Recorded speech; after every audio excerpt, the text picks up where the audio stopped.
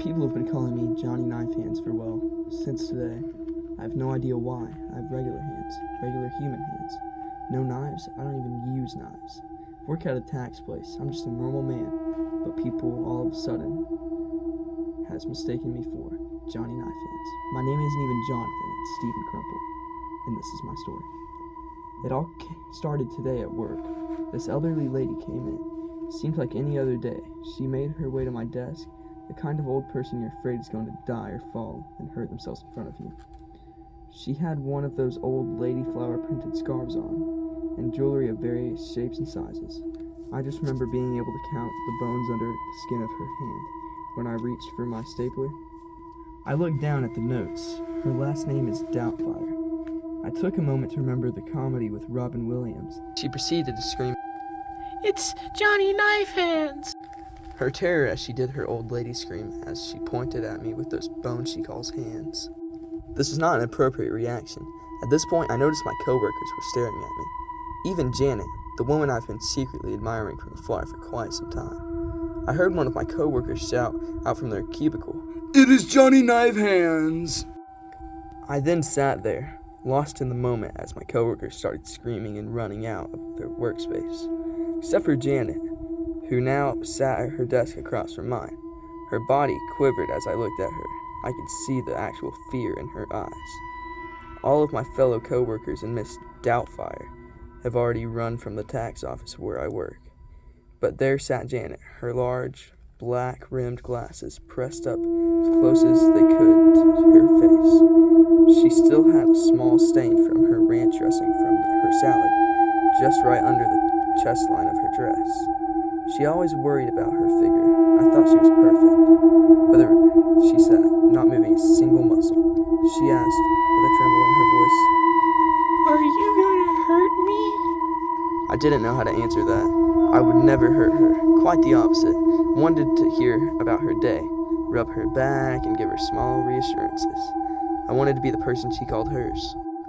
No, I have no idea why any of this is going on. I'm Steve. See? I held up the nameplate I kept on my desk. It read, Stephen Crumple, tax expert. I pointed out my name. I'm just as scared and lost as you are. She looked at my hands as I tapped my name. A sudden look of terror flashes again. I left myself thinking that was going to be the end of it, but I looked back to Janet. Her eyes still showed the same terror. This wasn't a joke. She believed I had knives for hands. Oh no, Janet. I'm not Johnny Knife Hands. I'm Steve, the guy who helped you with the new tax laws. We take turns getting lunch and the funniest stories from your teaching days.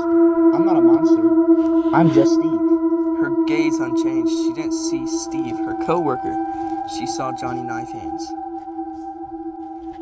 Johnny, Steve, you do have knives for hands. I see them. At this point, I decided to entertain myself with the fact I might have knives for my hands. Okay.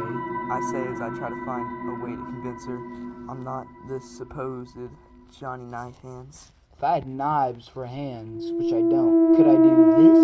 I take my hand and run it down my face. Then I poked my stomach and the wall of my cubicle.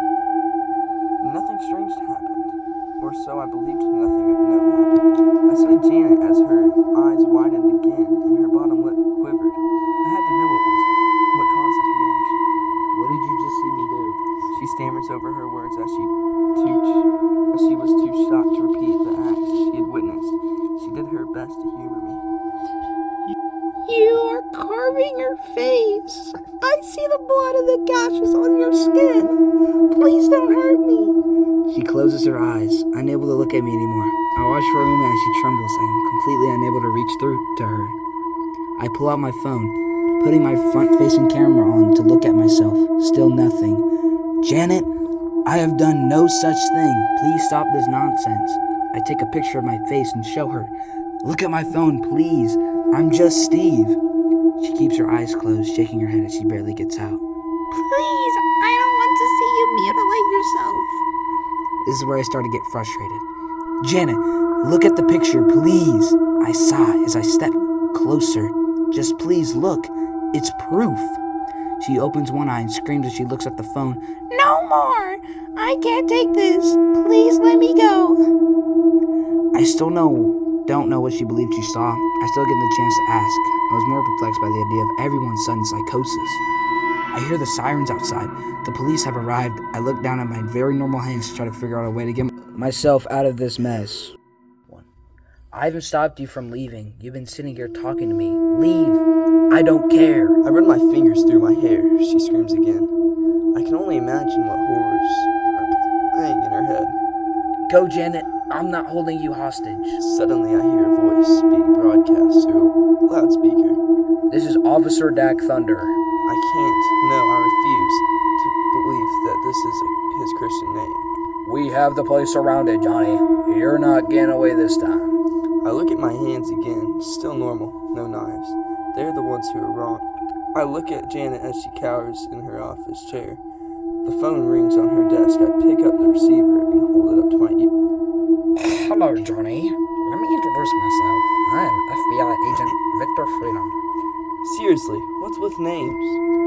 You've had a long run, but we have you trapped. Release the hostage and come out with your knife hands up. I honestly didn't know what to say. On one very normal hand, the world around me has suddenly gone mad, having this delusion that I have knives for hands, but on the other, still very normal 5-finger hand, I may have to accept that I do have knives for my hands. I stood there for a moment, my hands trembled from anxiety, making it very hard to hold the phone. I would like to state my name is Stephen Crumple. I'm 42. I live alone on the other side of town. Vote Democrat. I could hear FBI agent Victor Freedom actively listening to me, giving me the and the yes treatment as I spoke. I don't know who this Mr. Knife Hands is, but I'm pretty certain I am not them. There's a long silence before he speaks. So you believe this is a complete misunderstanding? There's a wave of relief that washes over me as I feel that I've finally made some progress. Yes. I start packing back and forth as I continue to speak. I came into work today. This little old lady named Miss Doubtfire started screaming at me that I was a knife hand person. I don't know what is happening. There is another long pause before he responds again. So you are telling me your name is Stephen Crumple. You are 42, left-leaning, and living alone. You were screamed at by... There's a pause, and I can tell he's finding the name he has written down. Miss Doubtfire. I can hear the skeptical tone in his voice as he responds. Mr. Crumple, there's security footage. I'm looking at the feed right now. You're injured. You have scalped yourself in front of your traumatized coworker. I want to get the help you need. But I'm going to do that if you let Janet go. I look down at Janet, who is crying and begging me to let her go. Please, I'm scared, Steve. Let me go. I make another motion with my hand towards the door. I've never said she couldn't leave, Mr. Freedom. In fact, I have told her earlier to leave. She's been sitting here crying the whole time. Leave, Janet. I'm not a murderer or whatever Johnny is. Janet slowly gets up from her seat. I take a step back to let her get out of her cubicle. She went around the corner of the desk, too close, and banged her hip against it. She tripped and fell towards me. I instinctively put my hands up to keep her from falling on me. She let out a gasp as she looked down at her chest. Her fingertips pressed against her chest as if surveying the damage from a wound. There was nothing there, she whispers. Why? As she falls to the ground. There's nothing wrong with her. I didn't do anything. I panic as she falls to the ground. I fall to my knees with her as I shake her. Janet, stop messing with me, Janet. Janet! I scream as I watch her struggle for breath. The light in her eyes slowly dims as her hand falls lifeless to the ground. I tremble as I hear the cops kick open the door. I stand up quickly, putting my hands deep. Drop your weapon! I don't have a weapon. I have normal hands.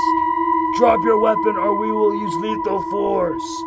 I do not have a weapon. That was the last thing I said before 6 rounds hit me dead center in my chest. I fell quickly. My head hit the cold tile floor under my feet with a sickening crack. The last thing I saw was Janet's lifeless eyes before the eternal darkness of death took me.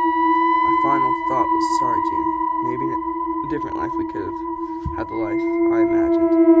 So there you have it. That's my story. Guess I'll never know why